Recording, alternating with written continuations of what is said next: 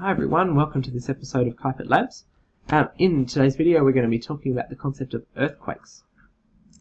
Okay, we introduced this idea that the interaction of the tectonic plates at their boundaries, such as like a convergent boundary like we've looked at here, okay, that can produce a number of different natural disasters. Okay, that we can get this build-up of energy that releases really suddenly, which is what we talk about as an earthquake. And we're going to kind of radiates energy out, and we're going to discuss that in this video.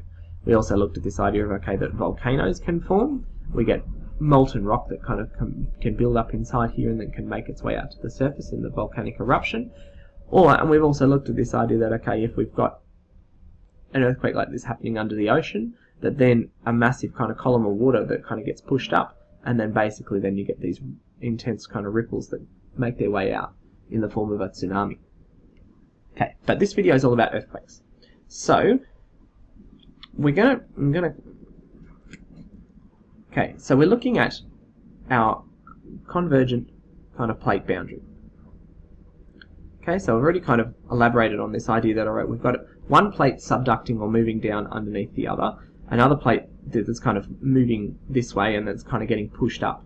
But because we're getting a lot of drag or a lot of friction that happens in this point, that we're getting an intense amount of energy that's kind of building up, like a rubber band or kind of a bit of plastic that's being bent and that's kind of being pushed, and then or a spring that's kind of building up this potential energy. And then what happens is that then at the point at which it then releases, that you're getting this like an explosion, like a shock wave that then travels out from this point. So if I'm going to redraw this diagram, not quite like this, I'm going to draw now kind of one that represents kind of the Earth. Okay, so now earthquakes like this kind of release of energy can happen at a range of points. It can happen very close to the surface, or it can happen up to about 200 kilometers down, to the point where kind of the edge of the those tectonic plates are fully melted into the asthenosphere kind of underneath. Okay, but what happens is that you get this point. So looking at this kind of point here, for example, in our diagram, which is where our energy release happens. Okay, so this is kind of the source of the energy that we discuss in terms of an earthquake. And so we give this point a name in terms of where it actually originates. We call this the focus. Okay, is the name of this point that's here. Okay, so the idea is that then now we've got a shockwave, like an incredibly large explosion that's gone off. And so what happens is that the shockwave travels out in all directions from here. So it travels out this way, and it will travel out kind of this way as well, in all directions in 3 dimensions. Okay, but what happens is that you get to a point at which it reaches the surface of the Earth, the very outside, where which is what we experience. Okay, and so we get to a point at which it's pretty much here. So this is the point on the surface that is closest to this focus point, and we give this point the name of the epicenter. So it's the point on the surface of the Earth that is closest to the focus. And so the reason that we care about the epicenter is that it has the biggest damage. So it's the point at which the largest amount of damage to buildings and infrastructure and all that sort of thing will happen at that point.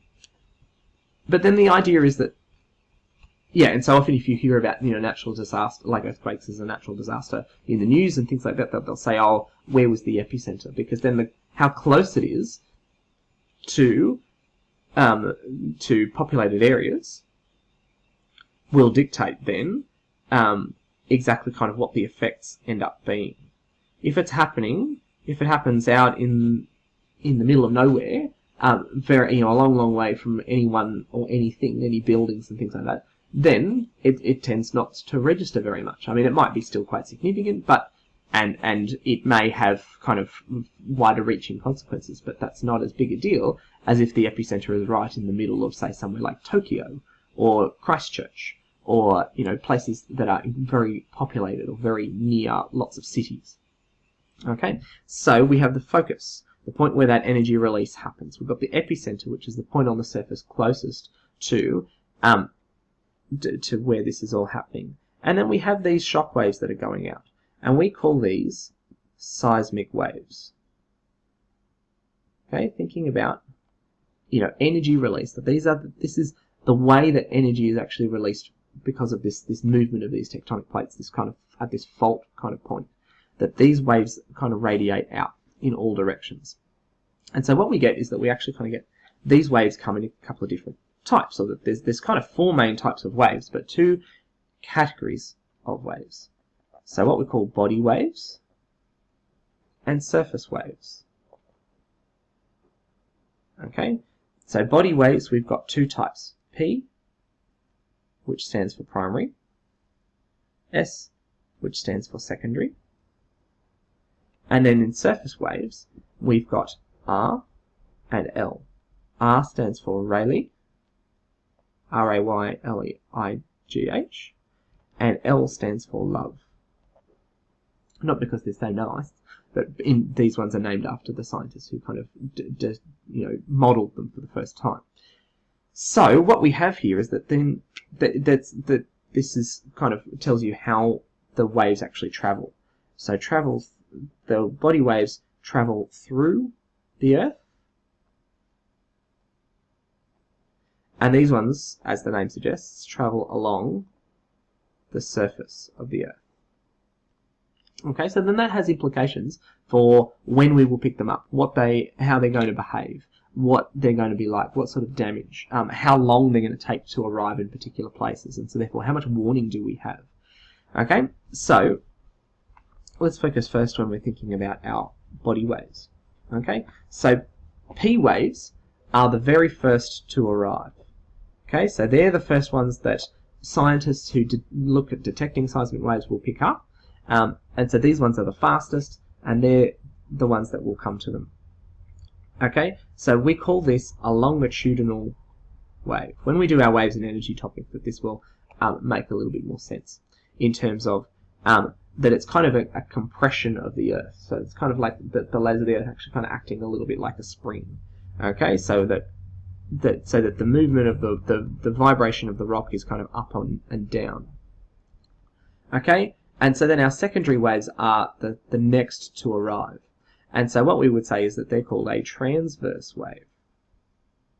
Okay, which is another kind of wave term. But this idea being that, okay, well so now our vibration is actually kind of going side to side. So instead of the surface of the Earth kind of compressing like a spring, like we would get in our P waves, that now we're starting to shake from side to side. Okay, like, kind of like a slinky. That's kind of happening there. Okay, and so you can see that we're going to get different types of damage, or that buildings are going to be experiencing a range of different kind of movements, a range of different types of motion as a result of this. Okay, but so then these ones can travel through the Earth, so that they will be, so if this is kind of our globe, and we've got this as our kind of our focus, then they can travel out in all directions, and so we can. If I have an earthquake that happens over here, and we've got a seismic kind of station at these sort of points, they will be picking up these seismic waves and detecting and saying, oh, this is what's happened, and this is how big it is, and so on. Okay, so that's what makes them faster to arrive, especially if you're thinking long distances away on the opposite side of the world. That then, because it can travel through the middle, as long as the rock is solid, that then it can be picked up quite easily. But then we get to our surface waves. Okay, so we talked about Rayleigh waves, or R. So R for Rayleigh. Okay, so it might as also be called R for rolling waves. So these are like our ocean waves. Okay, so we think about our ocean waves and this idea that you kind of got this, as the wave is traveling, that it's kind of like the material is actually kind of rolling in this circular kind of pattern, which is then kind of making these wave fronts so that it kind of goes as up and down like this as the wave moves this way. Okay, so these can be some of the biggest damage. So they take longer to arrive, because especially the further away that it is, it has to travel around the surface of the Earth. for some distance, but this idea being that because of this kind of rolling motion that actually kind of lifting up the surface of the Earth in this, what can be these really big sort of patterns, that we can get such intense amounts of damage. And then in our L alpha love waves, what happens is that that's actually kind of, it's moving. Trying to represent this the best that I can in 2D. Okay, so if this is kind of the surface of the Earth, that it's actually moving sideways, like if you're kind of looking from the top down, like a snake that's kind of moving backwards and forwards. So rather than actually kind of up and down, that it's actually kind of shaking, like, yeah, kind of sliding side to side. So yeah, this side to side kind of motion is kind of how it's working. All right, and so just to finish things off, when we're thinking about earthquakes, then we're thinking, all right, well, how do we measure them if we can recognize that these are things that we can detect and we can pick up? And so we would use a piece of equipment called a seismometer. Okay, so for detection of seismic waves.